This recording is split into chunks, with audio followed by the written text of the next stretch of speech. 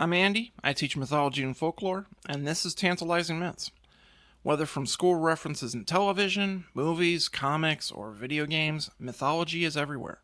You can't even go from one day of the week to the next without running face first into mythology.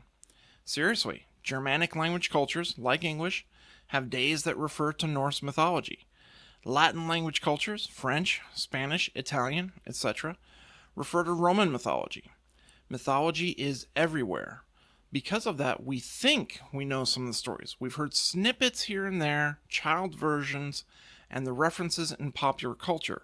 But do we really know them? No. I'll prove it to you. The fairy tale Little Red Riding Hood. Everyone knows the story. Little girl, Red Hood, wolf, grandma. Okay, show of hands if you remember this bit in the story. The wolf, seeing her come in, said to her, hiding himself under the bedclothes, "Put the cake in the little pot of butter upon the stool, and come get into bed with me." Little Red Riding Hood took off her clothes and got into bed. Okay, so most of you need to pick your jaws up off the ground and stop bugging your eyes. Your face will freeze that way. A few of you legitimately know this. That's good. You probably don't need this tip, but I appreciate the support. And the rest of you are being trolls for the fun of it. Yeah, you. I see you in the back there.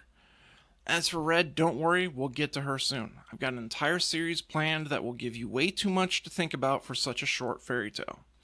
So, I've got a great tip for everyone to get the most out of reading mythology. Tell it to students all the time. Are you ready? 2 words.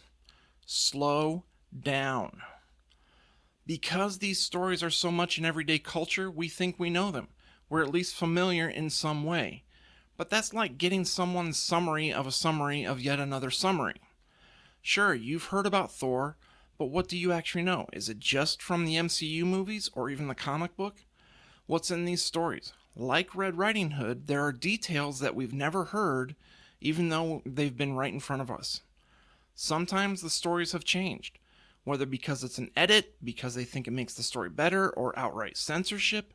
There's really no such thing as the real version. I'll talk more about that in another Myth U. Mythology, fairy tales, and folklore also tend to be bare bones. There's not a lot of fluff. Every sentence, every word counts. If you're skimming through just reading to get to the end, you're going to miss the important bits, the tantalizing bits.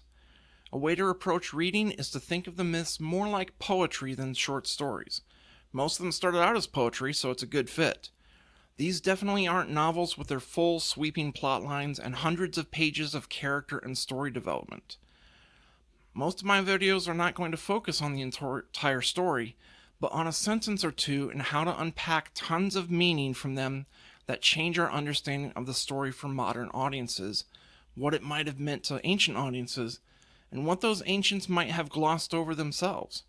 So do yourself a favor when reading myths and fairy tales, take it slow. There's no need to rush. They've been around for hundreds, even thousands of years. They're not going away. If you slow down, you might stumble on your own tantalizing bits. I hope you'll share them with me. See you next time.